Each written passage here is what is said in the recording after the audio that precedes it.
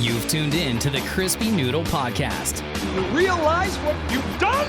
With Rich Liebig. The real gangster plays his cards right. And Michael Costanzo. What was that you just read? Let us be the Crispy Noodle in your vegetarian salad of life and boring news. Good times, noodle salad. The point is, you now have the ability to be happy. And now, here's Rich and Mike on the Crispy Noodle Podcast. Woo! Yeah! How you guys doing? What's up, everybody? It's time for this week's episode of the Crispy Noodle Podcast. Let us be the Crispy Noodle in your vegetarian salad of life and boring news.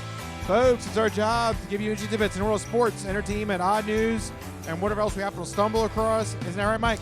That's right. We bring it to you with our unique sense of humor and wackiness. You never know what you're going to get here on the Crispy Noodle Podcast. That's right. We have a couple topics prepared for you, but that doesn't mean we won't go off of the beaten path or go off on a tangent. Come along with us for the ride. That is the meal for your mind here on the Crispy Noodle Podcast. Thank you guys for joining us. We've got a couple of headlines to get to in the world of sports, entertainment, and odd news. We'll get to that in just a bit. But before we do that, Mikey, my friend, how you doing? Doing pretty good. This past weekend was very busy. Well, you were there. We went to the Pennsylvania Renaissance Fair, which I had never been to. Yeah, this was your first time. This is my first Renaissance Fair. You were renaissanced? I was fully Renaissanced. The Renaissance was all over me. Yes. It was a great weekend. It was in you. It was in me. It was on me. It was around me. Yes. I was in it. Yeah, I was enveloped in Renaissance. But weirdness aside, it was fantastic. It was a weekend filled with turkey legs and Scotch eggs. Yes. I love that because it rhymes. That sounds like an awesome album title. PA Renaissance Fair, get in touch with me for like some marketing. But turkey legs and Scotch eggs. Turkey legs and Scotch eggs. Yeah. The new album from Mikey Costanzo. That's right. It's a His first medieval themed album, of course. His first campaign into Mount Hope, and he comes away with turkey legs and Scotch eggs. Turkey legs and Scotch eggs. It was delicious. The food was great. The drinks are great. Honey mead for the first time. I've never had mead before. It was delicious. It's like the only thing I want to drink now. It was fantastic. It's sweet alcohol. It was sweet. It's right up your alley. Oh, it was perfect. I loved when you walk in there and you feel like you're teleported. Not historically accurate, of course, because they're still using like credit card readers and stuff. But it's just fun. All the buildings are themed and all the shops are themed and all the people are walking around in their period dress, or at least what I assume is medieval / Renaissance style costuming, and everybody's like my lord, sire, this, that. Nay. Exactly. It was just you fun. don't say no, you say nay. Nay, right. I'm a lord. And it was, we did archery, which was a lot of fun. We saw a couple of, we saw the jousting. We sampled the food, of course. We went to some of the shops, which was a lot of fun. It was a great time. It was fun, a lot of walking, but yeah, that's my drawback. It was a lot of walking. I need Sunday to recover.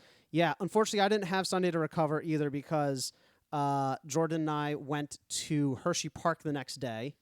First time going to Hershey Park either. It's like right there. I've never been to either of these things. Have you ever been out west? I don't go out west. You don't go out west. There's no reason for me to go in that direction. There's just cornfields. Yeah. There's just cornfields and a couple of attractions, but yeah, it is mostly corn. It's Hershey Park. And corn the Renaissance corn Fair. And chocolate. Corn and chocolate. I mean, what a combination. That's a great combination. No, I went to Hershey Park. I rode my first ever roller coaster with a loop. Where your feet dangle from the bottom. Oh no. Oh man, Rich, you don't like rides. No. And no, I would not do this. This. This also had a corkscrew in it, where it like where it twists you like a barrel roll, but like a really. There you go. That is, I would have sounded like that. So I would have sounded like that, but I was too busy, like on the verge of hyperventilating, to actually scream. There was one part where we're about to go into the loop, right? And I'm sitting there and like I felt like I was going to pass out from fear. I was so scared, but I did it. And once you get around that first loop, I start laughing. It's like, oh my God, this is actually exhilarating. I like rides. I just don't do loops. So it was the first time I did loops in a roller coaster, and it was fun. If you call that fun. But I got off the ride, and I was like literally shaking. Yeah. I was like, I need to like, my adrenaline was so high. I was like, I need to like have a slice of pizza and sit down, and that's Yeah. exactly what I did. So I only ever rode one roller coaster ever. Really? Only one, yeah. Do you what kind was it? I think it was actually at Hershey too. I think it was somewhere up there. Was it one of those old rickety wood ones? I don't think so. I don't even remember. Did it have a loop in it? It probably did, because I remember the very first I don't know, whatever you call it, downslide. Yeah. That feeling when it feels like your stomach is falling. Right. You don't like I that. hated that. I tuned out, and like I think I might have passed out, because I don't remember. Do you not remember the roller I coaster? don't remember the rest of the ride. That's scary. That was it. I was done. And the worst part is like, I know exactly what you're saying. But here's you came out at the other end when you said you got that fainty feeling. Yeah. You came out and your adrenaline hit. Right. That didn't happen for me. I Oh, pretty no. much I had to sit down. I was not feeling good. I was done for the day. It just ruined your whole day. Yeah. And that's it. I know now I'm never riding a roller coaster ever Man. again. Or at least anything where there's so much of a drop where that you get that feeling, because that I can't stand that feeling. That is the line in the sand. I can't go any further. It's very uncomfortable. And for me, one of the most stressful parts is the build up to that first drop. Yeah. Because like I'm a very naturally just like an anxious person, right? So that build up, the anxiety and the tension of like that slow, steady climb, it's like a death march. These roller coasters do not do anybody. click, click, and, click, yeah, click, click, click, click. click, It's just yeah. climb and climb and climb, and all you can do is like breathe, and you're like, I was breathing so hard that like like I felt my chest pressing against the chest restraints. I'm like, oh my god, I'm gonna die here in this roller coaster. You're gonna die before you even get off the drop. Right. But once I get into it, I'm fine. It's always the anxiety leading up to it. But Yeah. I couldn't do another loop for the afternoon. Jordan, my girlfriend, was a little disappointed. She wanted to do more loops, but I was like, I can't. I'll do like literally At any least other. you tried. I did the loops, and I was like, look, like maybe. I need to sit down. I did other roller coasters without loops. I'm fine. I did like 3 or 4 other roller coasters. See, now I can't even do that. Right, but I was like, if I'm going to do another loop, I need more downtime between loops. So here's what I'm trying to boost your ego here, because Yeah. at least you can go on other roller coasters. Right. Then I can't. You can't do any roller I coasters. can't do anything where there's a big drop. It's Do you just, do so you do spinny rides then probably? Do you like to if spin? it stays level? If it stays I'll level? do that. Yeah. Okay. Yeah, like there's like a teacup one that moves. Right. Like, or that's like fine. the Music Express where it like goes really fast around and goes backwards. But it's, That sounds fine. yeah. But I can't. I just can't do any drops. Yeah. I hate that feeling where it feels like your stomach's gonna fall. Right, and it like climbs up into your No, throat. And it's like that- weightlessness. Yeah. I'm out. I'm You're out. you're a 2 feet on solid ground type person. Yes. Yeah. I do not want. I want my feet on the ground, That's nowhere right. else. Don't do anything with sky or anything like that. No. Yeah. So you're better than I am. Well, I mean, we'll see. I want to go back to Hershey Park. I want to do more of the rides. It was a lot of fun. Really, though, I'm there for the food. Yeah. I mean, the chocolate. We made our own candy bars. Yeah. I like that part. Yeah. So we made our candy bars. We bought a whole bunch of candy. I mean, obviously you're in Hershey, so you got to buy all the candy. It was a good time. It was a fantastic weekend. I am still exhausted. So there's one story, if you want to go on this topic of roller coasters. There's one story my mom loves to tell where we all went to, I think it was Ocean City, New Jersey, and we went to like Oh yeah, the Wonderland Pier, Wonderland. Gilligan's Wonderland Pier on 6th. Yeah. Yeah. Wow. You know your stuff. You Damn. don't vacation Ocean City every single year of your life for like 30 years without memorizing. Call this Michael stuff. Costanzo if you want a vacation down Ocean City, New Jersey. I've only not gone to Ocean City, New Jersey, like maybe 4 or 5 years in the past 32 years. So, Well, anyway, there's that venue, Right, and right. they have roller coasters and stuff. And my sister's kids, they were getting to the age where they're starting to explore roller coasters. And they're like, Uncle Rich, come on. And I'm like, no, I'm sorry. No, You're it's like, not I'll go happening. get funnel cake for the group, but I'm not getting on it's, that It's thing. not happening. Yeah. And they're all making fun of me and stuff, and I don't care. I'm just like, go ahead. I'm out. And then, like, the youngest, Aslan, goes, I want to go on the monorail ride. I'm like, my girl. All right, there we go. That's my kind of ride. And you're like, nice, you're right up there in the monorail. Choo choo. A You're like, nice, calm, progressive ride. You're to Homer go Simpson up around. there, conductor of the monorail. Yeah. You just have a nice steady pace. You see everything up above. No drops, no nothing. Just a nice smooth sailing ride. You know, it's funny because I was looking at the monorail in Hershey. And I was like, oh, man, I'd like a nice monorail ride. And my girlfriend goes, you're one of those people, aren't you? I'm fully one of those people. I can't do it. I like literally. I think Rachel's disappointed in me because like I. So like, I will never she go. likes the roller coasters and stuff. I believe so because this is something else too. We've never gone to like a roller coaster park because I can't do roller coasters. This is what we do. Me and Jordan, you and Rachel go to Hershey Park. They ride the loops. We eat the candy. Oh, you mean we split off? Yeah. We look, Rich. They don't got to be with us to eat the candy. What is this? What is this weird socialist world we're talking about? I want the candy for myself. Okay. By the way, I love how we're discussing double date ideas to start off the show here on the Crispy Noodle podcast. Anything that gets me more candy, I'll sign up for that. No, I'm kidding. All right, so there you go. Now we know now everybody knows our double date plans. Hershey Park. That's an expensive. Hershey Park is not cheap. No, but it's worth it. I like the chocolate stuff. Yeah, that's it's a lot of all fun. worth it. Yeah. Yeah. But all right, so there you go. We spent the first 10 minutes of the show talking about our double date plans. How was your trip to the Renaissance Fair, Rich? I was there with you, but how was it? Oh, it was good. You know, I as long as I get the Scotch eggs, I'm happy. And you got everybody's leftover Scotch eggs. I did too. It was great. They're huge. They are. I didn't realize they were that big. Well, because you got ground sausage wrapped around the egg and then deep frying it. That will fill you up, man. Oh yeah, It is worth every dollar as far as I'm concerned. There was a picture of us somewhere of us just eating turkey legs as well, walking around the park. Yes, turkey legs as well. So I was happy. As long as I get food, I'm happy. Our bellies were full. I'm a simple man. Just let me have my food. Just take him to the food and drink. He'll be fine. Yeah. So there you go. That was our experience this weekend at the Renaissance Fair. But we have other experiences to talk about, and the first batch of experiences revolve around sports in the Sports Sampler. So you're not good at sports. It's a very small part of life. Sports. In your face. Ha ha! Sports coming at you in your face. And, boy, I think everyone is waiting to hear me say it, but, yes, I was wrong. Because you done goofed. Yes, I did goofed. I was completely wrong about the Eagles. I really was not expecting much from this group, but they proved me wrong with a big win against the Falcons on Sunday. They downright embarrassed the Falcons at home, 32-6.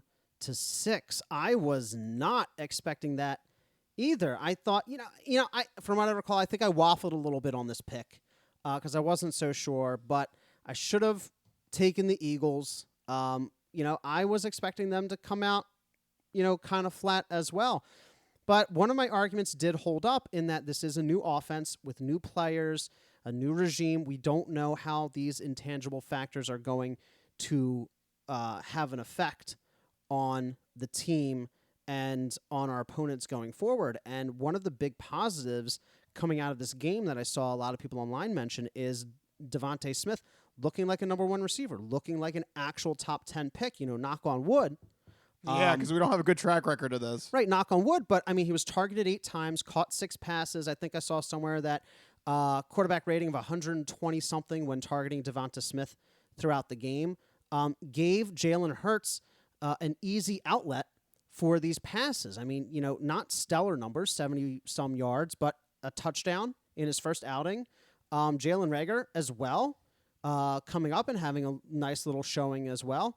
Jalen Hurts spreading around the ball. Good quarterback rating. They gelled. They looked like a cohesive unit, right, especially in the second half. Right. It was a lot of. I saw online, a joke that Nick Sirianni's running Doug Peterson's offense better than Doug Peterson. Yeah. Because people say it's very reminiscent of 2016, 2017, and that's because Nick Sirianni is a Frank Reich disciple. Yep. Frank Reich, of course, was his head coach in Indianapolis before he came over here. So, we might see a trend back to that simpler play calling, the RPO offense, little dink and dunk passes while still threatening downfield. Still had a couple plays of over 20 yards. Just good, consistent football, Yep. I'm hoping that holds up. Now, could this be a case of them beating up on a bad team, though? Yes. I will say about 55 to 65% of this game is actually due to the Falcons. I watched this game, and wow, I hate to say this because we're all feeling good here in Philadelphia, and the Eagles are feeling good, and this is a big Week 1 win, good for motivation and everything like that. But wow, Matt Ryan and the Falcons look utterly just lost. Yeah. And I really do mean this in terms of like a franchise directional term. They don't know what they're doing. Now, is this because of the Falcons, or is this because of? I heard the Eagles' defense was. I didn't get to watch it because I was at Hershey, but I heard the Eagles' defense was very stout. They only allowed them to run one play in Eagles territory. Yep. In I think it was the entire second half. Yep. So how much of it is our defense, and how much of it is? I think I'd say around 55 to 65% of this goes to the fact that the Falcons are actually this bad. Wow. Okay. There's even now calls after this game to fire the GM of the Falcons because think about it like this. Matt Ryan looked atrocious. He looked like he took a step down. I mean, you may want to say the Eagles front four pressured him and got, they were able to sack him and put immense pressure on him and everything like that. 9 hits and 3 sacks. But, Matt Ryan a couple of years ago was able to handle that and was able to Matty Ice. Right, Matty Ice. Which I always said was a BS nickname. Just saying. Anyway, he was able to at least handle it. Yes. And put up a decent effort. But now it's clear that he can't. Number one, he's older. Number two, you took away Julio Jones. I think that's the big thing. And when you have a top 3 receiver, it's easier to hang in there. Right. So now the question is, and this I've been hearing this now on some ESPN sports talk shows and Atlanta sports talk radio. Did the Falcons make a mistake in this draft? Should they have bitten the bullet and gone after a quarterback? Because they were the number 4 pick overall. They were. They had options. They could have taken any position they wanted to. They could have picked up a Justin Fields. They could have picked up the New England guy, the new one from New England, Mac Jones. Mac Jones. Yeah. Yep. There were quarterbacks on the board. Oh yeah. If they had an inkling that Matt Ryan wasn't able to hold up to the pressure anymore, they had an out. Yeah. And instead, they attempted to be the showstopper and take Kyle Pitts, which, by the way, Kyle Pitts was not really used in this game. No, non-existent. I mean, so this is what I'm saying is this really seems like a franchise dysfunctional problem, because now you're talking about you're not even using the 4th overall pick correctly in your first game with him. You've got your franchise quarterback constantly on the ground and looking lost and disheveled for the majority of this game. You've got no running attack. You lost your star wide receiver, who they didn't really replace. The defense has been a joke. I mean, unless we forget last year, they 3 times in a row they blew a 20-point lead. Yeah. I mean, I hate to say this, not because I do want to be optimistic about the Eagles and everything, but I would say 55 to 65% of this game was how bad the Falcons are. And if I'm an Atlanta fan, I am angry. This is going to be a horrible season for the Falcons. They might as well. It's looking like a tough division this year. So they might as well just rip the Band-Aid off and start rebuilding, because it's a joke. There's no way this team is competing for the playoffs. How old is Matt Ryan? He's 36 years old. 36.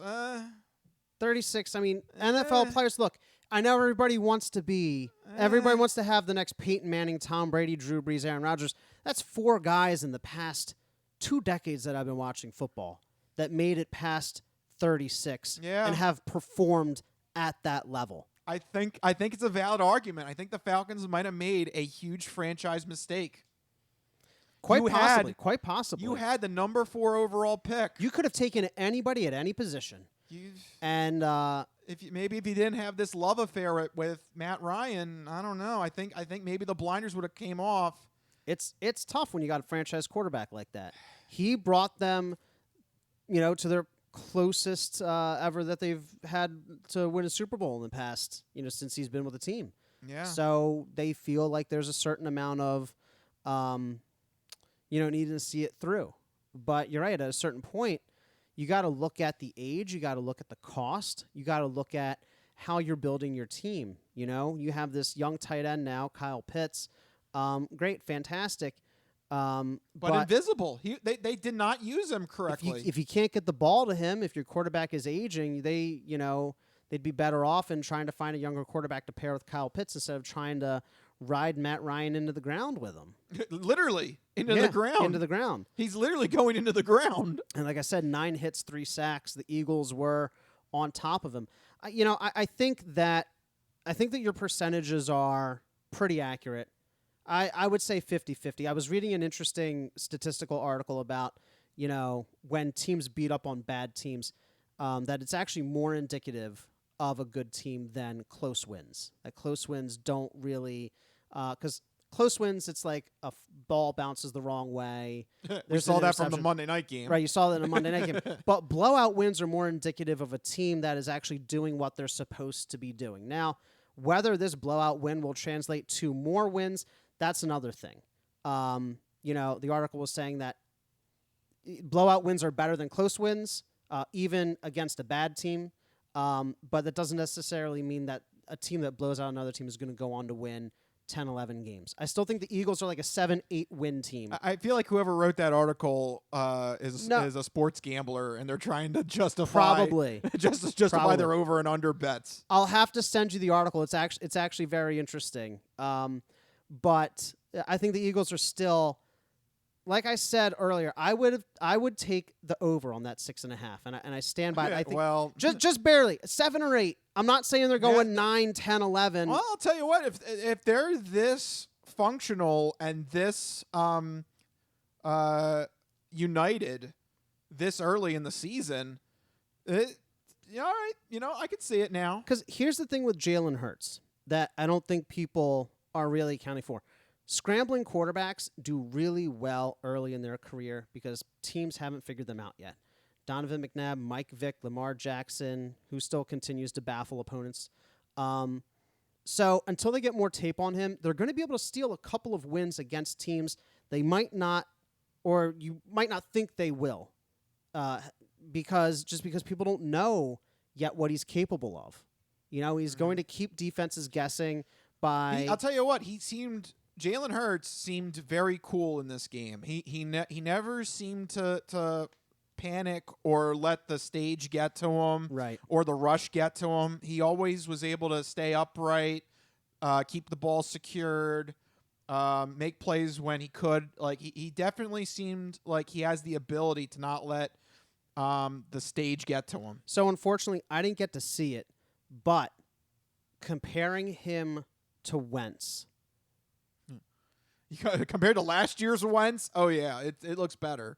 He looks comfortable. He's commanding. I mean, the team. This is only one game, and it was against a weaker opponent, but he looks calm. Did he pass the eye test? Right now, yes, but we'll see as the season goes on. It's going to be a long season. 3 touchdown passes. Yep. Well, speaking of predictions, I guess that's a good transition into our Fantastic Four picks for week number 2 of the NFL season. Let's get the music going. All right, week number 2 of the NFL season. What 4 games should we keep an eye out for? All right, first up, we have a couple of AFC bubble teams. We have the Las Vegas Raiders at the Pittsburgh Steelers. This is a Sunday 1 o'clock game. The Raiders pulled out an improbable win against the Ravens. It was crazy. The Steelers we keep on singing about the Steelers' demise, but they keep hanging in there, Rich. Who do you think comes out on top here? Yeah, the Steelers were another team that I was down on, but they proved me wrong. TJ Watt seems to be the most dominant defensive player in the AFC. I mean, he was causing all kinds of havoc for the Bills last week, and they're a top 10 offense. So the Steelers might be legit. I still worry about Big Ben's health. I'm not sure if that's still something you want to place your chips on, but right now they're rocking and rolling, and they're looking pretty good, especially in a division now where the Ravens lost all their running backs, just lost to the Raiders. Yeah. The Browns blew a game against the Chiefs that they could have had, and the Bengals, they may have won their first game, but they're still really new. I mean, actually, if I'm a Steelers fan, I got to be pretty excited after the way Week 1 went. That division's up for grabs right now, if you ask me. Yep. Steelers going to be at home in this one. I think I'm going to take the Steelers in this one. I think the Raiders aren't going to get as lucky with some of the breaks they had on Monday in this one. Yeah, and I think that's what it comes down to. You look at these two teams' previous matchups, and they both beat very good, top-seeded AFC teams. But like I was just saying, those close wins don't hold as much weight, according to that statistical analysis that I read. And the Las Vegas Raiders, is the very definition of a close win. Goes to overtime, depends on several crazy turn of events. That Lamar game Jackson fumbling it twice. could have gone either way. The Steelers, also a close game against the Buffalo Bills, but I think the Buffalo Bills are arguably better than the Ravens, and Pittsburgh winning in regulation. So I think I have to give early on. They came back from behind, too. They were down 10-0 in that. Even better. I think early on in this season, I think you got to give the slight edge to Pittsburgh right now just because of the strength of their previous win and being at home. But we'll see. Don't count the Raiders out just yet. They hung in there with the Ravens. That's tough. Yep. So keep an eye on them. Yep. But next up, we have two clear AFC contenders from last year squaring off early this season. The Kansas City Chiefs at the Baltimore Ravens. Rich, this is a Sunday primetime game. Can the Ravens bounce back from that devastating overtime loss we just talked about? Or does Kansas City wipe the floor with them, and why? Because the Kansas City Chiefs are going to win. I'm calling it right now. The Kansas City Chiefs are just a better team on paper. And right now, reeling after that loss against the Raiders, the Ravens are going to try and strike back fast, but it's going to be tough. You said they're down a running back. They're down three running backs. How can they compete against the Chiefs and that aerial assault that they have? They don't have a ground game to balance out and try and control the clock. Well, the Ravens still have a pretty good defense. I think it's going to be one of those games you're going to know how it will go in the first half, because we saw that as the game gets longer and you get into the third and fourth quarter, defenses get tired and they let out more points, and that's what happened to the Ravens. They had a pretty good game going into the fourth quarter, and then I think they just got tired because of the two fumbles from Lamar Jackson. Yeah. Any defense kind of gets worn out, and Raiders put up 17 points, force overtime, and win in overtime. And the Chiefs are better than the Raiders. Yeah, I'm going to go Chiefs in this one, but it's an 0-2 for the Ravens that I think is undeserved. That won't last long, though. Yeah. I think the Ravens will bounce back, but right now, early in the season, they're going to get their struggles now out of the way. This could be good. That always happens with the Ravens. They always turn it on later. They'll be okay. Well, that's time you want to turn it on. Exactly. Right, for the postseason. Talking about turning it on, though, the NFC North has to turn it on because right now, they're the only winless division. Everybody sucks. Everybody sucks, but one of those teams will have a win unless these two teams tie. The Detroit Lions travel to Green Bay to face off against the Packers. It's a Monday night game. Does Aaron Rodgers actually decide to play this week? Yeah. There's memes going around that he quit. I don't know, man.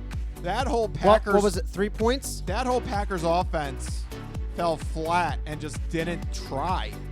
They just seemed like they weren't present in that game in Jacksonville. Look, I understand the defense giving up, but how does Rodgers only score 3 points? That is insane. Yeah. So I think if there's any sense of pride or any sense of motivation to earn your paycheck, the Packers should take this. I mean, their roster is significantly better than the Lions roster.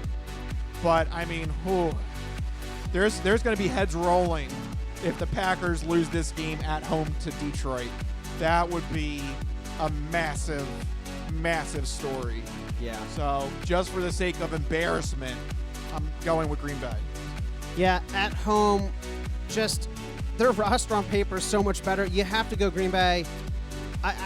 The Detroit Lions are just not good. I know Green Bay looked really bad, but Aaron Rodgers is a competitor. I think at some point he has to turn it on. So maybe it'll be against a division rival at home. I'm going Green Bay, but boy, I don't know. If Aaron Rodgers really wants to be done with Green Bay, this could be the way he sends a message. Yeah, he just falls over. But yeah, right. He just lays down. But one team that won't be laying down is the Philadelphia Eagles, surprisingly. We have to reassess this matchup. The San Francisco 49ers are traveling to Philadelphia for a 1 o'clock game. Rich, I don't know. All of a sudden, big question mark. I'm going to go on a limb. I say, maybe this is recency bias. I think the Eagles may be bolstered by their blowout win. Steal another one against San Fran early here. People still trying to figure him out. Devontae Smith, the new hotness. San Francisco dealing with a couple of injuries. What do you think? You know what? This is big home win. Let's go. This is one that the Eagles could pull off. Not only are they flying high right now, but the 49ers lost Raheem Mostert, their running back. Yep. So they're down a running back as well. Also, they got to fly from the West Coast all the way over to the East Coast for a 1 o'clock. It's 1 o'clock game, 1 right? o'clock game. 1 yeah. o'clock game. It's gonna be tough. I know these are professionals, but that still plays some sort of effect. We've seen it in terms of stats. West Coast teams are significantly more likely to lose in these 1 o'clock games where they have to visit to the East Coast. It's a chance. It's a good shot. The Eagles could go 2-0 here. Wow. Would that be something? It would be, especially with my prediction that they weren't going to cross 6.5 wins. Right now, they're the only winning team in the NFC East. I mean, this is truly a topsy-turvy type year. Yeah. I think they could do it. I really do think they could do it. Yeah. And we'll be talking about their loss next week. Yeah. So, yeah, I guess for my final verdict. Do it, Rich. Do it. Yeah, go with Eagles. There you go.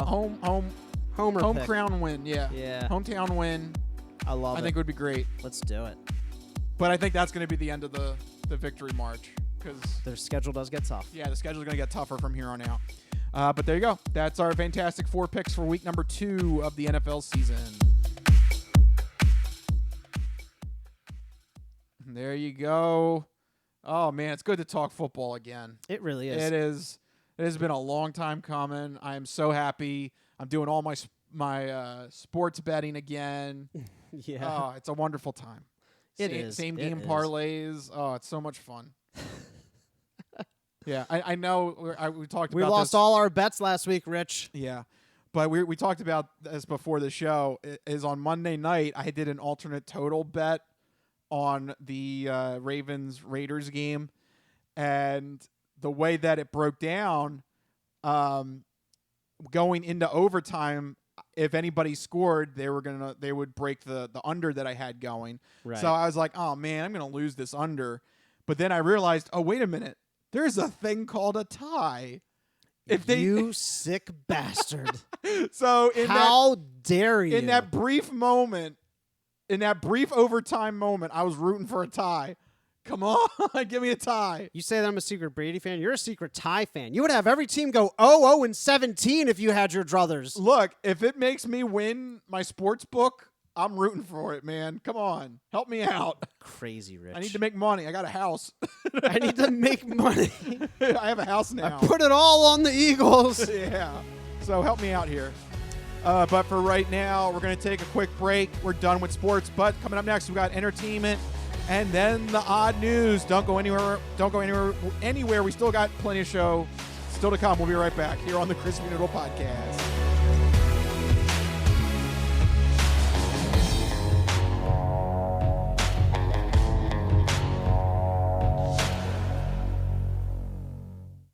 Ready for the weekend? Happy Friday. Hi, my name's Marie, and I'm an artist who's been making Happy Friday doodles every week for over 7 years. And now you can own my art collection in this Volume 1 and Volume 2 art series.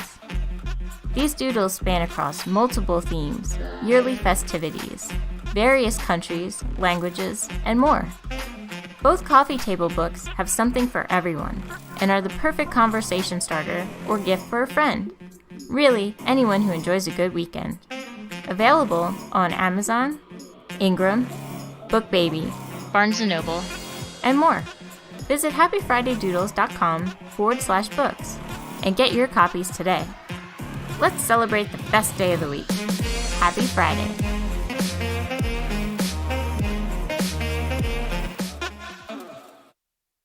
If you go to Taco Bell at 3 in the morning, this is what you're going to get.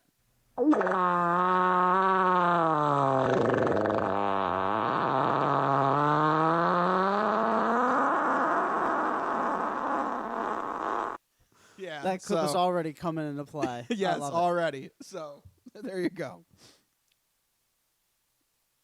Stop. What happened?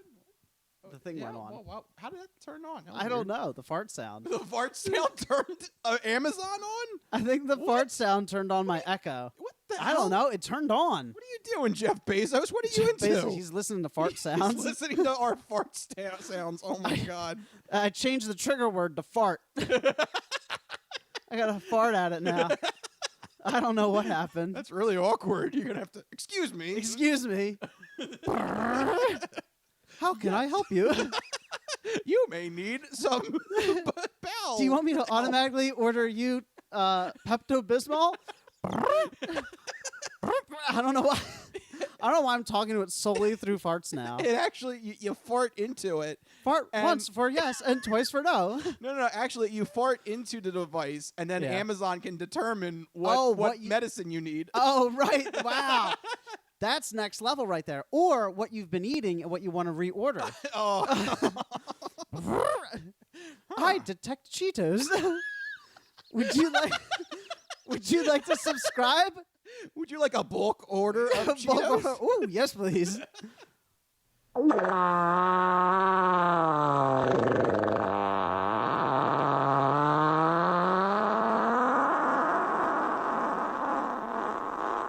Cheetos ordered. Cheetos.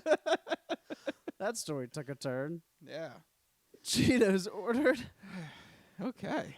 All right. There you go. The latest from Jeff Bezos and Amazon. It's amazing technology, I tell you. Yeah.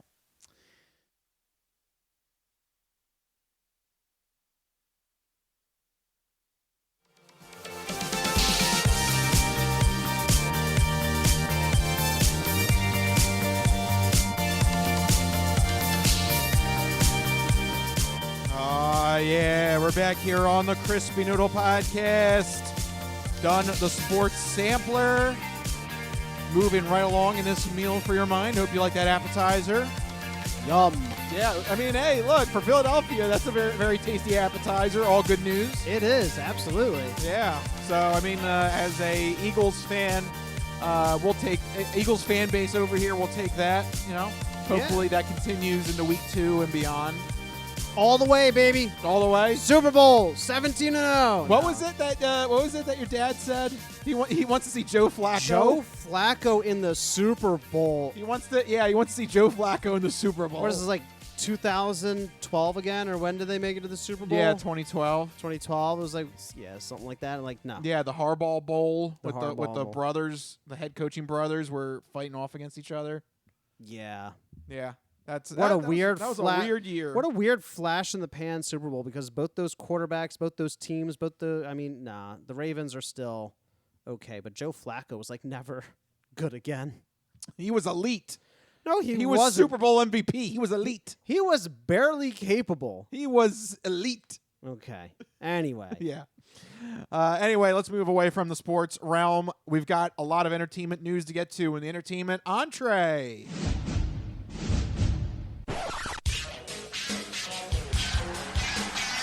And now, the latest in movies. The Simpson guy writes to movies. Dear Die Hard, you rock. Especially when that guy was on the roof. music, I know what that is. That's music. video games, I'm Commander Shepard, and this is my favorite store on the Citadel. celebrities, You really know Warren Beatty? Yes, I do. I took a leak next to him once at the Golden Globes. and more. You were the all-singing, all-dancing crap of the world. This is the entertainment entree. All right. Before we get into some of our regular bits and some news that we want to talk about, there's something I want to get off. Something I want to talk about right off the bat, and it's news that broke today. Very sad to hear that one of my favorite comedians, Norm Macdonald, died today at the age of 61. Fought a long battle with cancer. Didn't want the public to know about it. So where to the public this kind of comes as a sudden shock, I guess to his family and friends, this was, they knew that maybe this was coming up along the pike, but definitely hits home, that this happened sooner rather than later. He was fantastic on Saturday Night Live. I loved his bits as Burt Reynolds on Jeopardy. He was the Weekend Update anchor for a while there, and I loved his style of news comedy. I think it might have offended some people. I think Lorne Michaels, I heard, wasn't a big fan of him. Interesting. Because he was more kind of deadpan humor and right. I can see where some people may not enjoy his comedy, but I think it was just very an old style kind of looking at the way the world is, and he was able to take that and I think made Weekend Update his own thing during the mid-90s, in which he hosted that segment. And he was also a guy that not a tough guy, but he didn't take any crap because, when they wanted him to change his gimmick on Weekend Update, he said, no, I'm not going to do it. And they ended up, going their separate ways. So I think there's something to be said that, he had his own voice in the comedic world and he stuck to it and he didn't want to change it for anybody, whether it was for a show or whether it was somebody that maybe thought he was offensive or anything like that. I think he knew what he wanted to do as a stand-up comedian, and he did it to the best of his abilities. And I think there's something to be said about that. He was also a good actor. He was in Billy Madison, Dirty Jobs, a couple of other ones as well. So he's a good actor as well. And I got to meet him when I was an intern at Preston and Steve. Cool, yeah. Yeah, he was very cool. I mean, he was hanging out with everyone after his interview, and we all got to chat with him a little bit and take a photo with him, and he was just a very cool guy. He was very down to earth. He talked about golf. He was a very that immediately makes him one of your favorites right there. Oh yeah, I think that weekend was like a major or something. So we were just chatting after the show about who we were thinking like was going to win the Open. I think it was the Open that weekend or something. It's always great to hear stories about a celebrity being down to earth and like still being able to like relate to us common folk. Yeah. And yeah, just being a chill dude. Yeah, right. He was just cool dude, and it's definitely a significant passing in the comedic world. For those that aren't familiar with his brand of comedy, I figured I would pull a quick 2-minute clip here. Any bit where, just for the record, any bit where Norm Macdonald was with Conan, just it's a laugh riot. Whether it's the late show, or was it? No, he was on Late Night, if I remember correctly. Late Night, Tonight Show, or the Conan Show on TBS. Whatever show you find those two on, if you find a clip of it on YouTube, watch it, because chances are it's a laugh riot. This might be one of my favorite clips. This is Norm Macdonald came on on Conan's show on TBS to promote a fake memoir, and it's great. So if you allow me, I will play the clip in honor of Norm's passing. So here is the clip. Well, I guess the biggest thing that nobody knows about me is I'm a deeply closeted gay man. What? You're a gay man? I'm not gay. I said I'm deeply closeted. I'm as straight as an arrow. So you're a gay man who won't admit it, No. Do you know what deeply closeted means? Yeah. It means a man who will not acknowledge that he's gay. Yes. So I'm telling you, I'm not gay. I got a wife. You got a wife? I just got married because I thought, go through that charade, keep appearances up. Oh, yeah. That's the kind of thing you'd tell if this were a memoir. Yeah, if this were a memoir. Right. If this were a memoir, I would tell about my wife. What a battle axe. Battle axe? I mean, no one's called their wife a battle axe since 1945. Listen, come. How do you feel about a woman? She's supposed to be my life partner. I look in the mirror the other day and I says to her, honey, I look in the mirror and all I see is a fat, ugly old man. And I need you to give me a compliment. She says, all right then. Your eyesight is damn near perfect. I said, you dirty dog.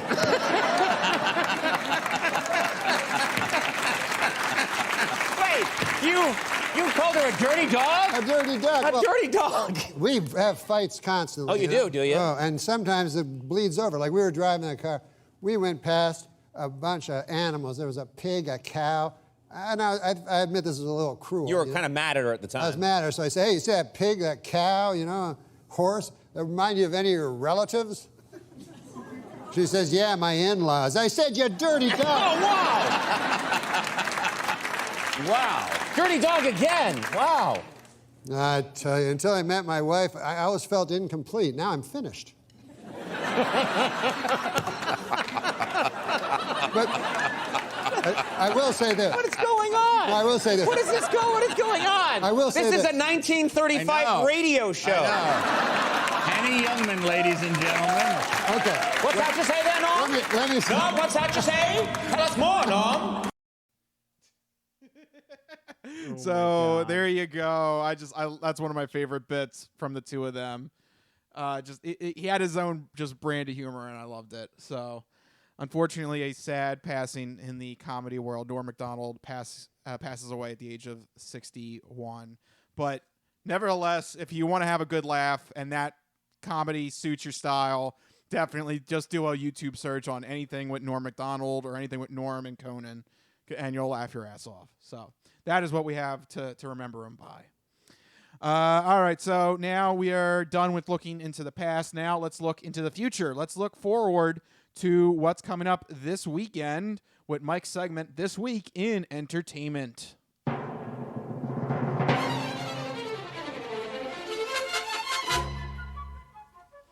All right, Mikey, what do we have on the docket? All right, this week in entertainment, pretty simple. We got a big video game launch. Deathloop comes to PlayStation 5 and PC. It's a PlayStation 5 and PC exclusive.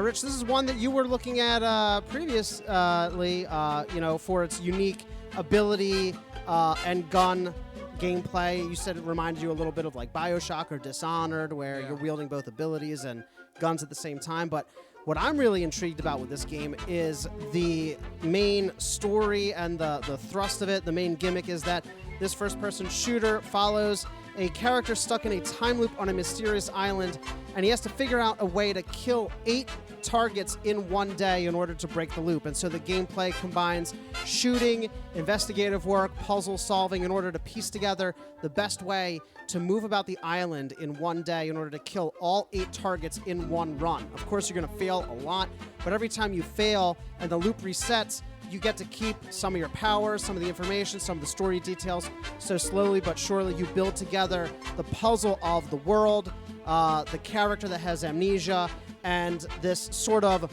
whole world puzzle of how to get these 8 targets together in one place to kill them all in one go. People are raving about it. Has an 88 out of 100 on Metacritic. Wow, hyping it as one of the best games of the year. So if there's a reason that people have been holding out to try and find a PlayStation 5, maybe this game will convince them to pick one up. Still incredibly difficult, but if you have one, go check out Deathloop on PlayStation 5 and PC, and that's out right now. And that's what we're looking forward to this week in entertainment. All right, Mikey, thank you for that segment, This Week in Entertainment. All right, well... It's not the only video game news, though, No, Rich. it's not, because Sony had their own form of E3, the Sony PlayStation Showcase. Yeah. So if you're a Sony fan, what do we have to look forward to, Mike? Man, if you're a Sony fan, this was a fantastic showing. It was about 40-some minutes long, and every single minute of it was something that I am now looking forward to on the PlayStation 4 and PlayStation 5. They kick things off. I'll keep it simple here, get some of the simple ones out of the way. A lot of remakes and remasters, but really fun remakes and remasters. First, Uncharted 4 and Uncharted Lost Legacy are being remastered for PlayStation 5 and PC. Again, emphasizing Sony's push to release some of their games on PC. I really think that that's a great idea by Sony. I love to see them do that. I would love to see more developers and publishers, make their games available for larger audiences. I'm saying that because I want Xbox games on Switch and PlayStation because I'm greedy. But it's a good idea, and now a lot of other gamers will be able to see what makes the PlayStation ecosystem so much fun by playing, I think, one of the best out there in Uncharted 4. You can't go wrong with that one. Another big one, and Rich, this will be up your alley, Alan Wake from Remedy Entertainment. They are the developers of Control. Yep. They're fully remastering Alan Wake for the PlayStation 5. First time this game is appearing on PlayStation consoles. Between this announcement and the Control DLC that hinted at Alan Wake, it's all pointing to Remedy, and they've confirmed that they're making a larger shared universe for its games. So really what I'm thinking about is, okay, this is a remaster, so obviously they're not putting all of their efforts into this. What's the next game going to be? Is it a sequel to Control, a sequel to Alan Wake, another brand new game that ties it all together? I am so excited for the future of this developer and its properties, and I'm really excited to try Alan Wake, which is supposed to be more horror-oriented compared to Control. But really excited to try this one. The Remedy universe. Yeah. The Remedy universe. I think it's a cool new thing. We haven't seen that a lot in video games, like a shared universe. So I'm really excited to see where they go with that. But, Rich, this one for you especially, Star Wars, Knights of the Old Republic, coming to PlayStation 5, a full remake, first time on PlayStation consoles. This is this an old BioWare one, or am I mixing this up? And it was an Xbox exclusive. Xbox exclusive. So BioWare when they were good, and now fully remade for the first time on a PlayStation console. I cannot wait to play this. Yeah. Because from what I understand, it's one of the best Star Wars games ever. This is one of those ones that you said you would like to see into a movie where it takes place thousands of years before episode 1. Is this finally? This is like the only property that apparently deals with this time period. Yeah. I am picking this up day one. I know, yep, there you go. I'm so excited. I mean, I knew you would like it. You said that, and immediately I was like, yes, this is what I want. I want to learn more about the deep history and lore of the Star Wars universe. I don't care about the Skywalker saga. Get that trash out of here. I want to know what happened before it all became too mainstream. Yeah, so there you go. This is your chance. I'm excited to see what that's all about. We also got some new looks at previously revealed games as well. This one is quickly gaining a lot of attention. Forspoken is an action RPG in which a modern-day New Yorker is teleported to a fantasy world and gains magical abilities, and she's got to go fight some, evil, tyrant king or something. But what makes this unique is it's written by the screenwriter of Rogue One, Gary Whitta, and Amy Hennig, who wrote Uncharted 1 through 3. So, fantastic writing team on this game. I'm really intrigued. You love Rogue One. Yep. We both love the Uncharted series. These two together, that's kind of exciting for this game. I would love to see where it's going and what it has in store for gamers. So really intrigued to learn more about that. But I think the big one that we both got to talk about here is we got a longer look at God of War Ragnarok. Story trailer. Spoilers if you haven't played the first one. It's like 4 years old, so it's your own fault. Shows an older Atreus. Yep. Shows off the Norse version of the God of War Tyr. Reveals finally Thor in the flesh, this big burly man-child of Thor. And love the new look. Yeah, and I gotta point out the voice actor for the heavyset Thor is Ryan Hurst, who was Opie in Sons of Anarchy and was the quarterback in Remember the Titans. Really? Yep. Okay. All right. I'm loving it. I'm loving it. I thought you would like that connection. That is an odd connection, but it only makes me love this game that much more. But a lot more revealed as well in talks and interviews with the developers after the showcase. You can finally explore all 9 realms in God of War Ragnarok. Previously, you could only explore, I think it was like 6 or 7 of the 9 realms previously. But, you're going to get to go to Asgard. You're going to get to go to the land of the giants, the land of the dwarves, all that stuff. They revealed that you meet one of the last of the giants in God of War Ragnarok. And it's making me think they're revealing so much. It makes me wonder, what yet do they have in store? Because they're the type of developer that's going to keep a lot secret. Remember the first game, how the main reveal of who Atreus was kept so hidden, so perfectly secretive, that at the end it was like such a big aha moment. Yeah. And the twist at the end of who he is. And also the twist that all of the yellow markings everywhere was actually, already, premonitioned by Kratos' late wife. I mean, they did such an amazing job of weaving world and story together. Yes, but they still left a lot to be answered. They did. Because I want to know the connection between Kratos in this world and the previous world. Right. And they have not addressed that at all. And one of the theories is going to be Tyr. And I think that he is the key, because in the first game they showed a drawing of him visiting all these different worlds, all these different lands. And remember, if you recall, it shows the God of War symbol, the Omega sign. Yeah. Right. And so Tyr is somehow going to tie all this together. I'm excited because I think if they are showing this much, there is more, twice as much that yet needs to be revealed. Yep. Do we go back, revisit part of Kratos' past? This has also been confirmed to be the conclusion of the Norse saga.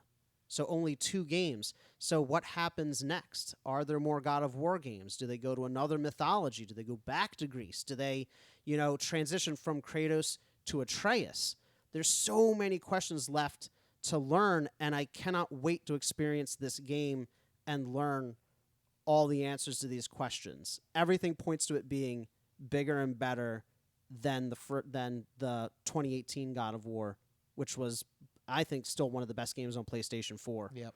So. Yep. There's a lot to look forward to in that. Absolutely. But the 2 big new games that I gotta talk about, Rich, as a Marvel fan, the first, complete surprise.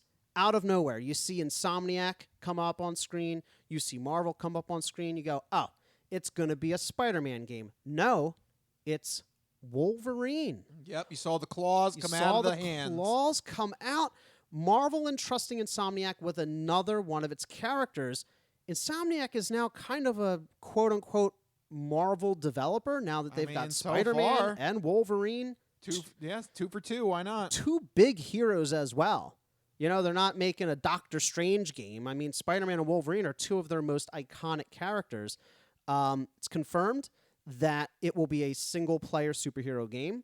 It will be a full-length game. It's not going to be, like a shorter side project. And it's going to have a mature, dark tone. Ooh, possibly I like the sound of that. An M rating. Oh, yeah. It's Wolverine. Crank it up. It's Wolverine. His main weapon is literally, knives coming out of his hands. Crank it up.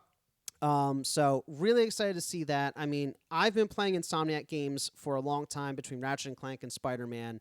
They know how to handle traversal. They know how to handle combat.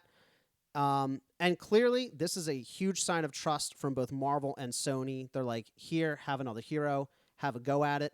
If they knock it out of the park with Wolverine, in addition to Spider-Man, could you see them getting even more Marvel characters? I mean, also, not to mention the fact that they are churning out games left and right, because they just released Miles Morales last fall, Ratchet and Clank this spring, and now they announced Wolverine and also Spider-Man 2.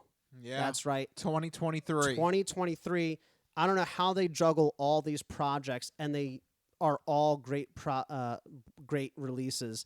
They sound like Rockstar Games before they found out about online DLC. As long as Insomniac never discovers microtransactions, we're good. Yeah. We'll always have... Don't ever show them microtransactions. Quality single-player games. Just don't let them know that microtransactions are a thing. But Spider-Man 2, I mean, we all knew it was coming. But finally, getting a few confirmations here. Peter Parker and Miles Morales tag-teaming combat, kind of like we saw in, remember, the Batman Arkham games, where you can have multiple characters tag team for takedowns. They did confirm it's not multiplayer, so don't think that one person is going to control Peter Parker, the other person is going to control Miles Morales. Not happening. Still single player. The voice in the trailer, people are thinking is Kraven the Hunter, which could lead to some interesting storylines. We've never seen Kraven the Hunter, in this modern era of Spider-Man. But the big reveal, of course, is Venom. Yeah, at the end, yep. In Spider-Man 2. So, I mean, Spider-Man's my favorite hero. Venom is my favorite villain from the Spider-Man universe. I'm still waiting for Venom to be done right. In Spider-Man 3, Venom was done dirty. In the Venom movie, he's a joke. In the MCU, he's non-existent. I think finally Insomniac can give me what I'm looking for in Venom. I mean, the reveal where he says, he uses we, as the symbiote and him together operating as one. The look of the character coming out of the shadows, everything right now is working. Yes, it's only 2 or 3 seconds of screen time, but already I'm getting really good vibes from this. Like, it can be one of the better depictions of Venom. And it's really, opens up so many possibilities because we haven't seen the symbiote at all in this iteration of Spider-Man. It was hinted at in the first game, but, we still have a long way to go before we get to Venom. Spider-Man has to get the symbiote. It has to leave him and go to Eddie Brock and or... in the Spider-Man video games, it seems like they're gearing up for it to be Harry Osborn gets the symbiote. But we'll see, because this can be a completely new take on the character. They don't have to follow. Will Venom be a villain? Will he be an anti-hero? Will he be a vigilante? What exactly... It's their own universe, yeah. Exactly. It doesn't follow the MCU. It doesn't follow the comics. It is specifically Insomniac's and Sony's, video game Spider-Man. He's not part of any other universe. So I'm really eager to see their unique take on it because we saw a different take on Doc Ock in the first game. Yep. So I'm excited to see a new take on Venom. And also, potentially, now that they have these two Marvel heroes, is there any connection between Wolverine and Spider-Man? Do they operate in the same universe? There's already hints. We saw Avengers Tower in Spider-Man. We saw the Doctor Strange... I can't remember what it's called. Sanctum Sanctorum. Right. We saw the Wakandan Embassy. It's clear that Insomniac and Marvel is okay with making these references and making it seem like Spider-Man's part of a larger universe. Could this be a step towards, like Remedy is doing, a shared universe? Will Insomniac have a Spider-Man game, a Wolverine game, maybe, a Black Panther or a Doctor Strange game, and slowly bring them all together? I think that would be so cool, and I think Insomniac is the developer to do it. Well, as long as they keep hitting home runs with Wolverine and Spider-Man 2, why not? So far, so good. They haven't put out a bad game in several years. Just don't lay a dud, because then you will end up like the Universal Dark movie universe. You don't want that. Right. Failed from the get-go. All right. Well, speaking of failed from the get-go, that's always kind of the theme with our final segment, a story that you need to hear from the non-fortune cookie odd news. We've been talking about cool and its ramifications and how it applies to the hip scene. But maybe you could give us some examples now of the opposite of cool, uncool. Just exactly what is uncool? My nipples look like milk duds. Holy shnikes. It's time for the non-fortune cookie odd news. It's not of this world. I don't know exactly what it is or what it's doing, but this is not human intelligence, okay? It's not human intelligence we're facing! How you doing? Me? I'm doing great. Manda bastards. I don't make this stuff up. I'll take a pound of nuts. That's a lot of nuts! That'll be $4, baby! You want fries with that? I seen the celery dance. Jets across the baseball fields. You had me at meet tornado. No, go past this part. In fact, never play this again. Okay. Oh, what does that mean? And now it's time for the non-fortune cookie odd news. So sit back, get everything you need to get from the kitchen. Be sure and empty the bladders, go to the bathroom, because you're in for a hell of a ride.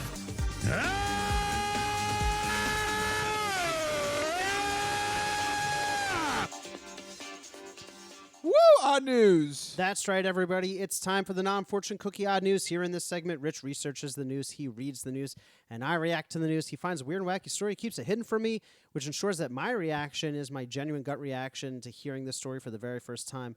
I don't know what's about to happen. You guys don't know what's about to happen, and even Rich doesn't know what's about to happen because he's already laughing, because these stories always take us down wacky and wild paths. And I'm ready to get started, Rich. What's got you chuckling over there? What's going to happen? All right, so this is a great story. It's short and sweet, but again, this is one of those. The visualization of this is hilarious. All so right. get your imagination caps on. Of course, this is a Florida odd news story. Now, who is this guy in Florida? It's Florida, and they're crazy. Wouldn't have it any other way. That's right. All right, so this first part is a little bit serious and something that we don't want to confront in everyday life, but sometimes this does happen. Officers were involved in an armed standoff in this story. There was a teenager that threatened to use violence with a gun on the top of a house.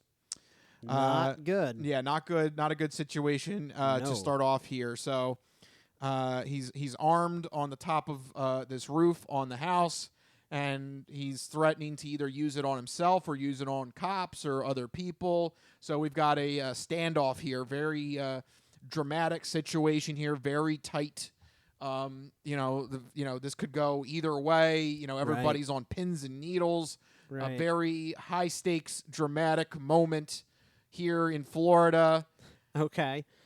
I'm assuming something's about to happen to make it less dramatic.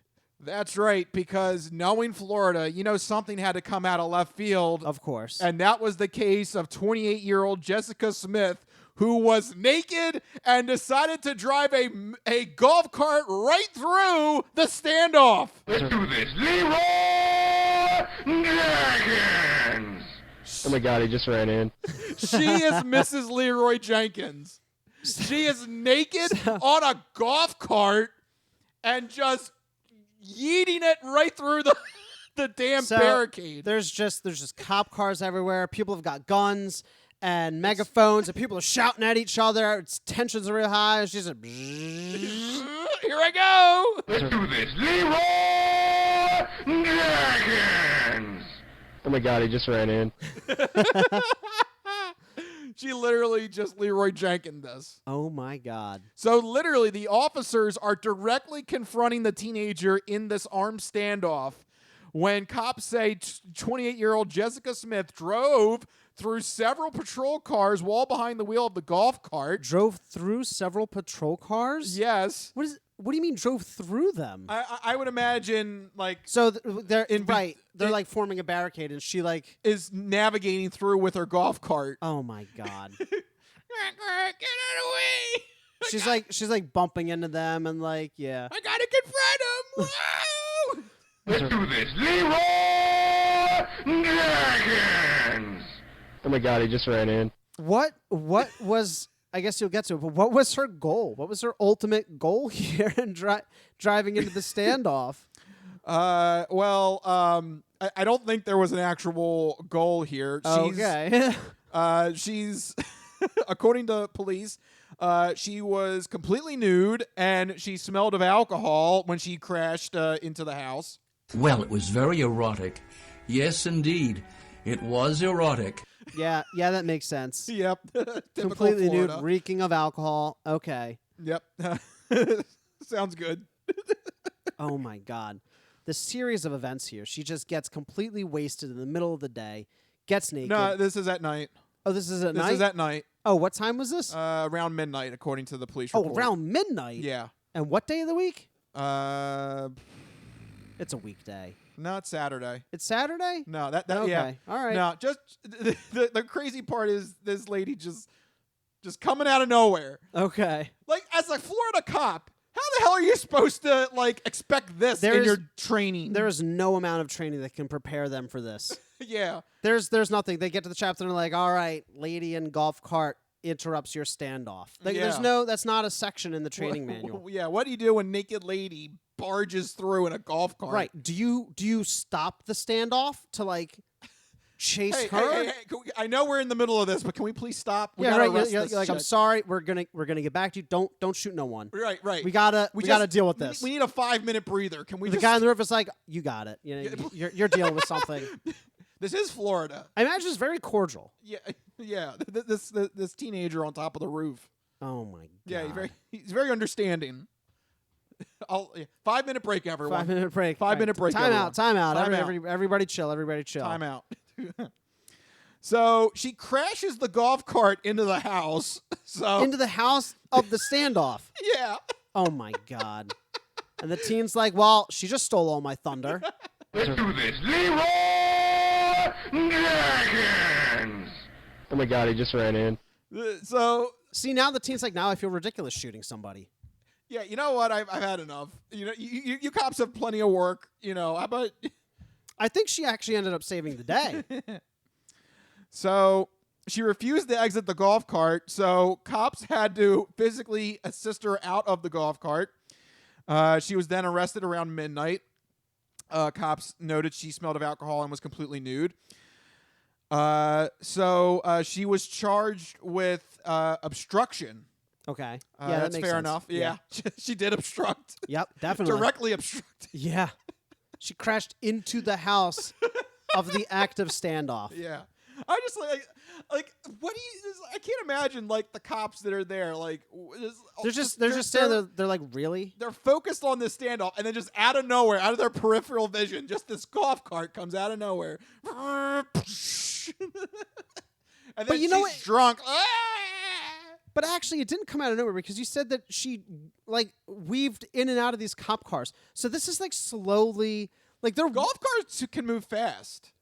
I know. I drove one. Yeah. But like, I mean, I don't know. I like. And she's drunk, so she's probably putting the pedal to the metal. And she's just swerving all over the place. Just yeeting. Wee! Oh my god.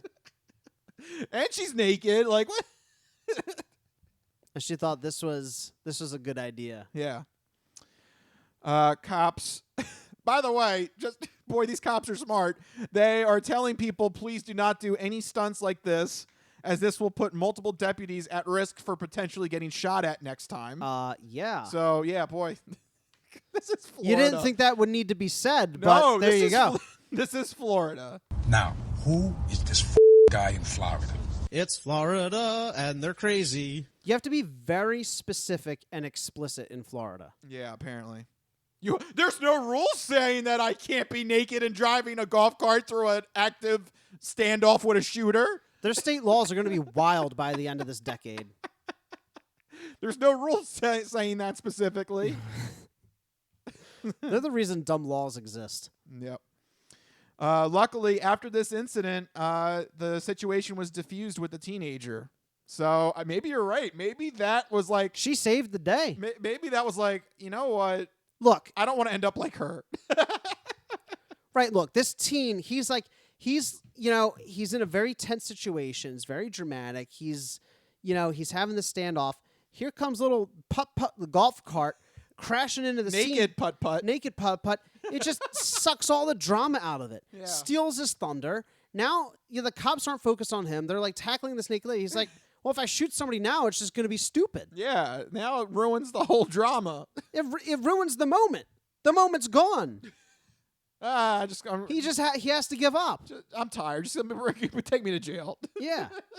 Just take me. I'm tired. I'm tired. You know what? Just lock me up. This lady's got more energy than I do. Just take me home. I'm good. That lady saved the day. She's probably inadvertently doing something that stupid may have diffused the whole situation. Yeah, because everybody in that situation, they're watching this play out, and they're just like, why? How? They have no they have no way to reasonably react to this. So everybody's just dumbfounded. Their brain's like hard reboot, like a computer. Yeah. They're watching this happen, and the spinning hourglass shows up, and they lose track of all the tension that was there. Let's do this. Leeroy Jenkins! Oh my God, he just ran in. Yeah. So yeah, she saved the day. She inadvertently. Yeah. There you go. God bless her. She's a true Florida hero. Yes. Do you think she's worthy of joining the Florida Avengers? I love that this is now like a recurring bit now on the show. We have to be selective, though, because we can't just add everybody to the Florida Avengers. But you just said she was a hero. I did just say that she was a true... You literally just said she was a hero. I did. Does she get on the Florida Avengers? Maybe she gets to be like the one of the lesser known ones. Like she's like a secondary character. Yeah. Yeah, she's like the getaway driver. Yeah. She's a really bad getaway driver. Yeah, wait, I shouldn't trust her as the driver. I don't know. Maybe she should get an honorary role with the Florida Avengers. I'll put her on the list. Yeah. One of those characters. Yeah. I can't think of, I don't know. Maybe like a Captain Marvel. She's Captain Marvel. I don't know. Captain Florida. Just driving Captain Golf Cart. Driving through her flying golf cart through space naked. Captain Golf Cart. Captain Golf Cart. Yeah. Captain Golf Cart. She's our hero. Naked and in space. It's now an interdimensional golf cart. Yeah. In her mind, it's interdimensional. Yeah, in her mind, it's interdimensional. And she doesn't have any boundaries to other vehicles because she thinks she can drive right by them. Oh, my God.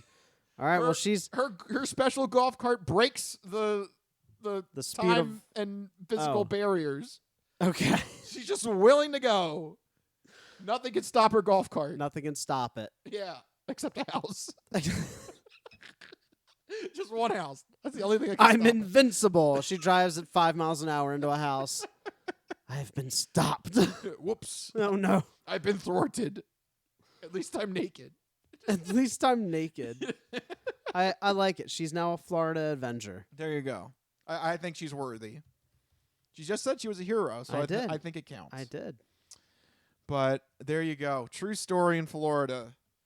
I think that might be the way now to diffuse future standoffs. Just drive a golf cart in. Just have something wacky else, something else that's really wacky happen to the side. Think about it. Think about it reasonably. If you were like in a fight with someone or arguing with someone, and like some dingbat, comes out of nowhere and shocks you both with just the sheer randomness and awkwardness of it, the fight's over. There you go. You can't go back to fighting after something like that happens. Right. Yeah, it ruins the whole drama. You can't go back to committing your crime or your standoff or your fight if something wild like that happens. Like your brain just like hard reboots. It resets. So you're like, There you go. Yeah. We've learned the lesson now. Florida has taught us the lesson. This is how you diffuse situations. There you go. We don't need hostage negotiators anymore. No. We just need Captain Golf Cart. Think about it. Some guy's got hostages, and he's like, golf cart. He's like, what in the actual hell is happening? He's not paying attention. Next thing you know, SWAT comes in, takes him down. Captain Golf Cart. Captain Golf Cart. There you go. I think we got a superhero. God bless you, Captain Golf Cart. There you go. Perfect addition to the Florida Avengers.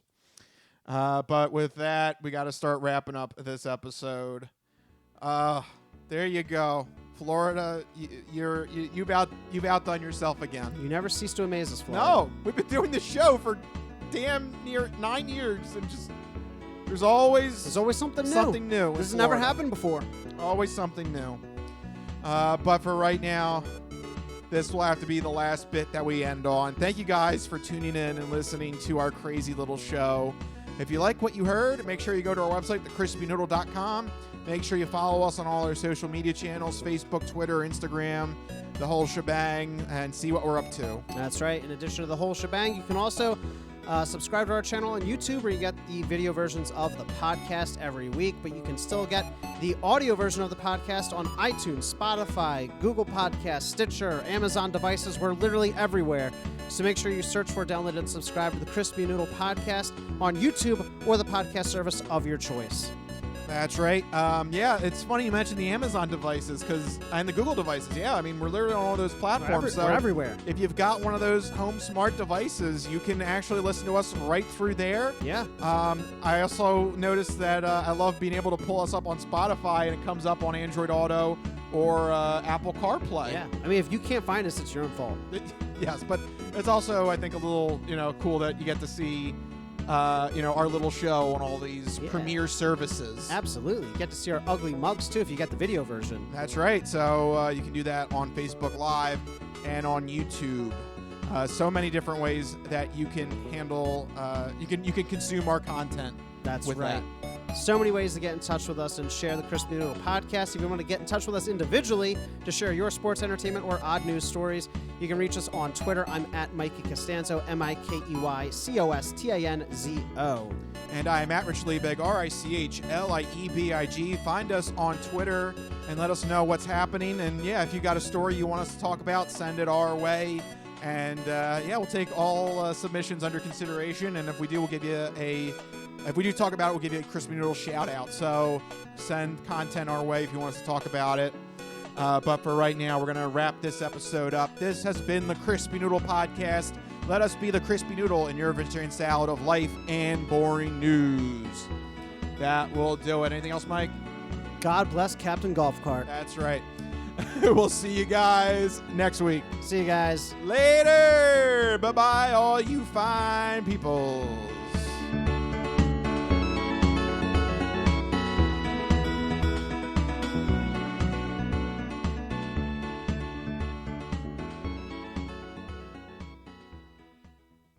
Some of us have great stories, pretty stories that take place at lakes with boats and friends and noodle salad. A lot of people, that's their story. Good times, noodle salad.